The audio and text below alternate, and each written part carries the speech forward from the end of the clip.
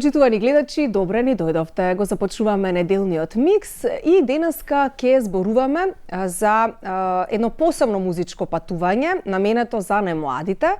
Станува збор за сликовницата Златната книга на Лудви, која буквално на креативен и бајковит начин го отвара светот на класичната музика, токму наменето за децата. Незината авторка е музикологот и писателка Тина Иванова, а книгата е издадена од Либи, дел од Арс Ламина публикации. Сите детали за оваа книга, Златната книга на Лудви, ќе ги позборуваме во продолжение. Тина, добре ни дојде. Добро ве најдов, благодарам на поканата. Како сте? Одлично. После овие книги, како можам да бидам? Многу сум среќна. И со право, а јас сум среќна, искрено да ви кажам, затоа што ќе имаме што на децата да им читаме корисно, а интересно. Нешто што навистина можеби не достигаше. Така што малку да го пренесеме животот на големите композитори, но ќе ни објасните вие подетално. Во секој случај не станува збор за раскажување за нивниот живот, тука некако интересно пренесено преку приказна. Па еве, пред се честитки за книгата. Благодарам. И Златната книга на Лудви всушност е прва од серијалот. Прва беше испечатена. Па ајде да појаснам. Од каде да почнеме? Да. Станува збор за 5 книги за деца, кои што на крајот кога ќе се испечатат сите во издание на Арс Ламина, ќе бидат сместени во кутија и цел тој проект е наречен Музичка кутија. Прва беше испечатена Златната книга на Лудви, промоцијата се одржа пред 2 недели. А втора беше испечатена Магичната флейта на Вулфи, исто така беше промовирана и двете со камерни представи со музика изведена во живо на пијано. Јас редоследот на печатање на книгите и тоа како излегуваат не е во моја контрола, ама за среќа прва излезе Златната книга на Лудви, мене ми е така поомилена. И уште една за себе лично зборувам, ми е омилена и едва чекам да излезе од печат. Насловена е Сребрениот глас на Џузепа и е инспирирана од музиката на Џузепе Верди. Па, отлично. Сите 5 книги се инспирирани од музиката на делот славните мајстори на класичната музика. Меѓутоа, како што кажавте, не се биографски. Сосема нови автентични приказни, но во нив оние кои што ја познаваат музиката на композиторите, па и дел од нивниот живот, а преку тоа нели го знаеме и нивниот карактер, сигурна сум дека во овие книги за деца ќе го почувствуваат и карактерот на композиторите. Како што бил Моцарт, како што го знаеме од она што сме читали, или Бетовен, така на некој начин суптилно се провлекува карактерот и во овие приказни, во низликовите.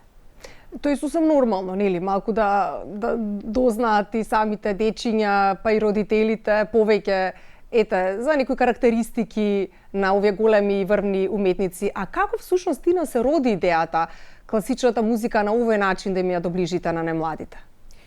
Па јас сосема спонтано, мене ми е тоа веќе во крвта.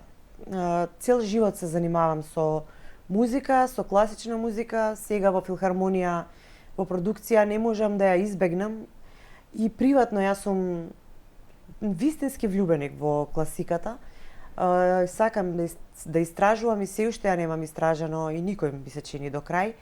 И читајќи ги така и делата литературни за класична музика и биографии на композитори, спонтано ми се роди идејата да создадам и дела за деца кои што ќе се осврнат на делот композиторите.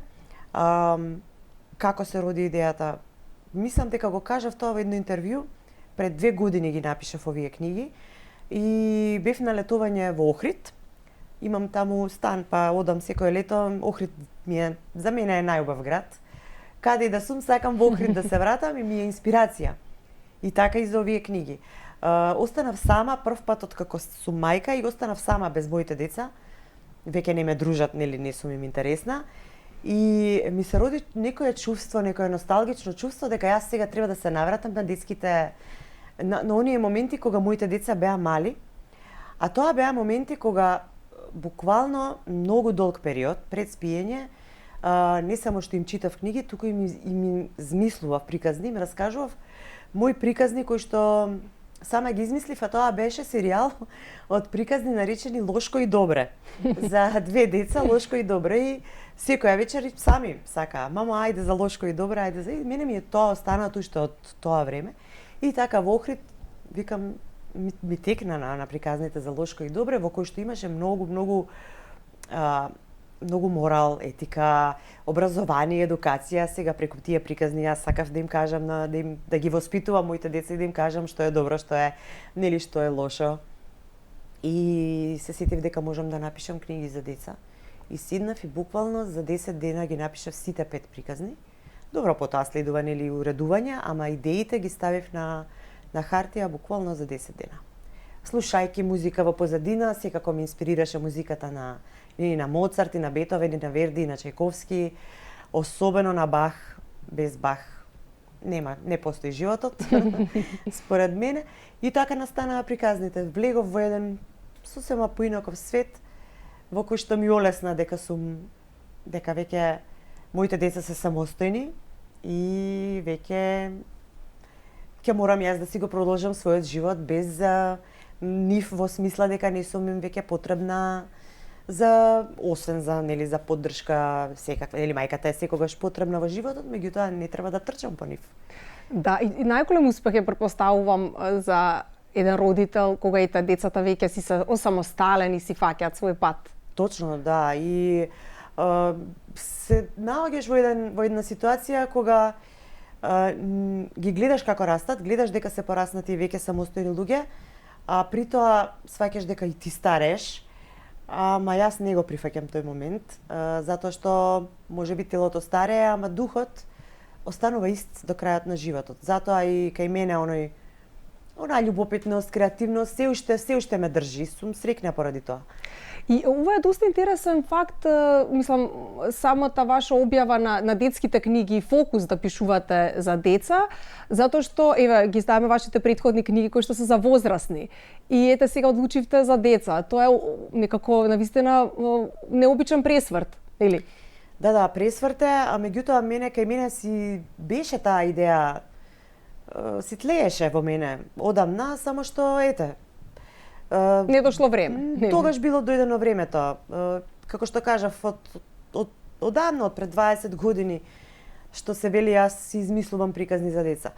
Многу е тешко да се пишува за деца, затоа што морате да, особено овие книги, да напоменам дека се за од некоја 3 до 10-11 годишна возраст, значи не се книги за поголеми, повозрастни деца и морате да ги адаптирате на нивната возраст. Ама мене ми е лесно затоа што јас многу ги сакам децата, сакам да се дружам со деца и многу учам од нив и всушност ова стварно е вистина, го кажуваат и други луѓе, не само јас, за било каков проблем да имате, прашете ги децата, ќе ви го дадат решението и вистина е така. Морав да навлезам во детската фантазија и толку убаво се чувствував кога влегов во тој свет, додека пишував. Бидејќи во секоја книга постои едно волшебство. Јас си навлегував во тоа волшебство, кое што е всушност, да кажам, еден символ на волшебност, тапче дека магијата која што они ја пронаоѓаат во приказните, на крајот се остварува. Целта на сите 5 книги, суштината е дека треба да имаме верба. На крајот, со голема верба, ќе дојде се тоа што искрено го посакуваме. Колку убава порака. Да. Нешто што треба од мали нозе да им се влие на деца. Да.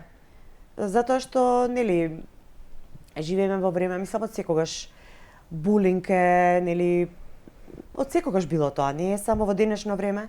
Сега само се дефинираше како збор и како ситуација и како појава булинг. И во дел од книгите го има тоа, се зборува за несигурни деца, за осамени деца, за деца кои што имаат посебен талент и се малку се разликуваат од останатите деца, па останатите деца не ги прифаќаат на некој начин булинг, ама затоа тие деца, јас зборувам во приказните, го наоѓаат својот пат преку магија, преку волшебство, и на крајот тоа волшебство им помага да го трасираат својот пат понатака во животот така како што го имаат замислено и да се прифатат себе си такви какви што се. Конкретно, во првата книга, Златната книга на Лудви, Лудви е повлечено срамежливо дете, го задеваат децата во училиште, дури наставникот го задева, но тој ќе ја пронајде волшебната флейта, се извинувам, тоа беше за Моцарт, Да. ќе ја пронајде златната книга, која што ќе му помогне да се оствари, да се реализира како пианист и како музичар. И на крај тој станува славен музичар, славен во рамките на училиштето, зборувам, и им свири понатаму на децата дела и сите го прифаќаат, го сакаат да почнуваат да се дружат со него. Така што сите книги имаат една таква порака, таква цел. Одлично, навистина нешто многу корисно за децата и едва чекам и сите книги да излезат. И јас искрено. Но веќе нашите гледачи можат да си ја купат првата, така? И Двете. втората. Златната книга на Лудви Да. и магичната флейта на Вулфи се веќе во книжарниците на литература. Се смеам за имињата. Да, многу се симпатични. Да, произлезени се од имињата на композиторите. Лудвиг ван Бетовен е Лудви, Волфганг Амадеус Моцарт е Вулфи. Сребрениот глас на Джузепе е Джузепе Верди. Себастијан и звездите е инспирирана од Бах, Јохан Себастијан Бах. И танцувачките чевли на Чајко е од Петар Илич Чајковски, така што да. Многу необично. Се изведени од тоа. Тина, вие сте навистина влюбеник во музиката и музиколог сте, освен што сте исто така и писателка, но колку е важно детето прво да ја почувствува музиката, а потоа да ја научи? Па секако дека не само што е поважно да ја почувствува, затоа што многу малку луѓе потоа ја учат музиката. Но сите треба да ја почувствуваат.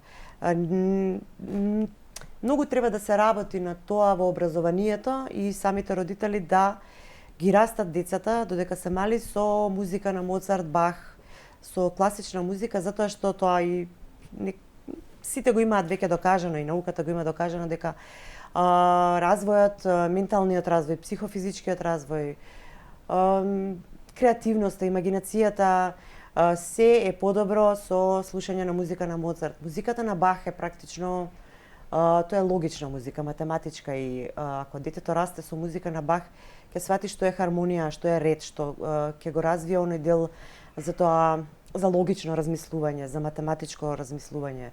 Таа музика има убава хармонија, мирна. Тоа е многу важно за развој на детскиот мозок. И за се понатамо во животот што ќе прави, било и на што да се насочи, тоа ќе му остане како еден вид на многу добар темел за развивање на креативност и за било какви други вештини. Да, еве денеска во ова модерно време, нели многу стилови на музика се појавија и така натаму, но класичната музика она која што си пак темелот и која што не релаксира, не смирува. Ете, кога ќе одиме на концерт на класична музика, кога ќе излеземе, сме навистина и опуштени со едно убаво чувство, да. За разлика од некои други видови на музика кои што можат да не вознемират, нели? Точно. После концерт на класична музика, како што кажавте, се издишуваме. А и го издишуваме она суровото во реалноста или тегобите од секојдневниот живот, малку не носи отаде нештата во некој друг паралелен свет кој што ни е навистина потребен. Како што кажал Ниче, животот без музика би бил грешка и навистина се согласувам. Не може било кој човек, не може да го негува материјалното или да се фокусира само на професијата, ако не е дел од уметноста, без да го негува паралелно и духовното. А духовното се негува, се знае како. Меѓу другото и со слушање на класична музика. Со посетување на концерти на класична музика. Што беше најтешко во креирањето на овие сликовници, да се задржи историската инспирација или пак да се ослободи фантазијата? Да се ослободи фантазијата. Многу книги има пишувано за овие композитори. Нема потреба веќе да се пишуваат биографии или било што друго, освен да се вметнат во нека автентична рамка, дали се тоа книги за деца или сосема нови измислени приказни за нив. Се друго е веќе напишано, веќе кажано. Затоа и како што кажав на почетокот, се осврнав на нешто моја лична фантазија, моја лична приказна. Да, како што спомнавте, историското го е присутно е, затоа што музиката се слуша од приказната. Додека ја читате, ќе видите дека музиката се слуша, не може да се абстрахира едно од друго, не може да се одвои. Се чувствува таа силна инспирација од делата. А реакциите од дечињата кои што допираат до вас овој период, какви се? Многу позитивни и особено од родителите, и ми пишуваат и во пораки дека самите деца после представите или после читање на книгата бараат да слушаат Бах или Моцарт, што е навистина, мислам, целта постигната, нели? Да, тоа е вистинска награда. Подобра награда од тоа нема. Да, целта е постигната. Повеќе родителите се среќни и задоволни, затоа што имаат што да им читаат ново на децата, ново и интересно, и при тоа да им пуштаат музика.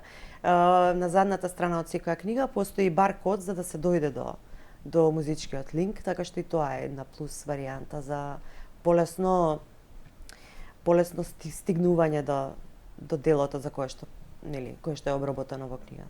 Родителите, меѓу другото, претпоставувам, се стрикни за тоа што ете ќе можеме децата да ги тргнеме, нели, од екраните на овој начин, читајки сликовница и книги. Па да, се надевам. Се потешко е тоа, ама некои успеваат, на некои им успева. Треба да им се понуди нешто друго. Не само тоа, затоа и секој оној кој што може да го работи ова, треба да го работи. Вашите промоции, Тина, исто така се многу необични, многу интересни. Ке следуваат, нели, и нови, претпоставувам? Да, сигурно. Ета, кажете ни во однос на самите промоции, како се тие исполнети? Па, овие две кои што поминаа многу беа интересни. Најпрво секако промоцијата е со разговор со уредничката, да ја поздравам уредничката на книгите Бисера Бендевска од литература. Разговор низ кој што се промовира книгата, а потоа следува мини представа, камерна, со глума, односно јас сум наратор на самите приказни и глумам по нешто. Се надевам дека сум добра во тоа. Веќе се, не знам, уходав, се испраксирав. И измеѓу нарациите поделени се книгите на неколку сцени, со мене заедно како мои придружници се нашиот врвен пианист Дино Имери, диригентката Дијана Имери, Будимка Имери на флейта, малата Гала исто така е актерка, така што наоѓаме некоја варијанта за да им биде поинтересно на децата. Ете, голем поздрав и до овие сите врвни уметници кои што ги спомнавме. Голем поздрав. Да, со мене се во креација на представите и многу сум благодарна. Па ете, претпоставувам кога ќе бидат најавени следните промоции на мрежите социјални, ќе можат нашите гледачи да се информираат, па и да присуствуваат, нели? Да, има информации постојано на социјалните мрежи, тоа не може да се избегне, ама ќе бидат информациите на време. Во однос на создавањето на книгите, колку музикологијата ви помогна, а колку ве ограничуваше во самиот креативен процес? Напротив, многу ми помогна, не ме ограничи. Затоа што музикологијата е широка наука. Во неа е содржано се, и теорија на музика, и историја на музика, и естетика, и филозофија на музика, и социологија, музичка критика. Навистина е широка и сега зависи од индивидуално во која насока ќе се насочи од нас музиколозите.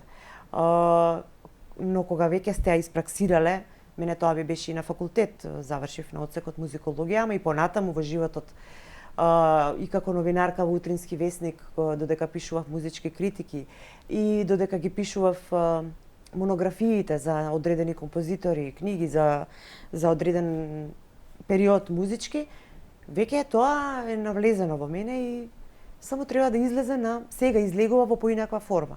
Ете, сега излезе во поинаков израз, книги за деца. Многу ми помага. Во се ме следи моја придружничка. Секако ги спомнавме пораките кои што би сакале секој дете да ги понесе откако ќе прочита целиот серијал на книги, а секако она што вас сега ве инспирира во иднина, дали би се насочиле понатака повторно да пишувате книги за деца или ќе се вратиме на оние по-сериозни, да кажам, теми или? Имам идеја за една книга, само не знам, не би сакала да откријам. Мислам дека ќе биде како еден вид документаристички роман. И роман и сведоштво за една ситуација што се случува кај нас во државата. Ама уште не сум сигурна во тоа, ми треба помош од други луѓе. И сега собирам искуство, не сакам да откривам ништо. Тоа ми е една идеја, а не сакам да престанам да пишувам книги за деца. Нека поминат овие 5, нека се испромовираат, нека легне целата таа приказна, па можеби ќе дојдат уште нови 5. Ќе видам сега лето во Охрид. Магичен, нели? Секогаш инспирира. Охрид. Да, езерото и воопшто воздухот. Да. Се шегувам, ама Не, навистина е така. Не сакам да престанам Охрид инспирира, да. Да пишувам, а што ќе биде? Ќе видиме. Спонтано нека се случуваат Да, работите исто спонтано. како и Љубов во време на короната, така беше книгата. Која што во еден здив се чита, а е толку емотивна и таа излезе спонтано. Секај мене е да. така. Веројатно се собира, можеби кај сите автори, се собира одреден период во вас нешто, тлее, се гради, гори и на крај мора да излезе. И кога излегува, барем кај мене, тоа е многу брзо. Многу брзо ги пишувам книгите. А на пример еве додека пишувате, коригирате или од прва, мислам како ви течат мислите? Не, како ми течат мислите, пишувам, потоа се навраќам на само корекција, сама себе корекција. Навистина прекрасно што ќе имаме можност да читаме и родителите и децата нешто буквално што ќе остане. Овие книги се такви.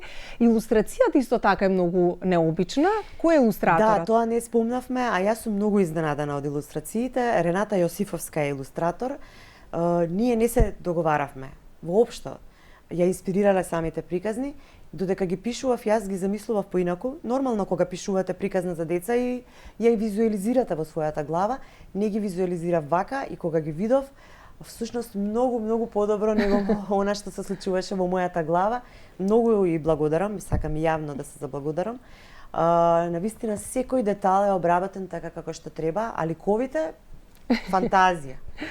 Фантазија. Перфектно. Да. Веќе гледачите можат да ги купат така книгите? Да, овие две да.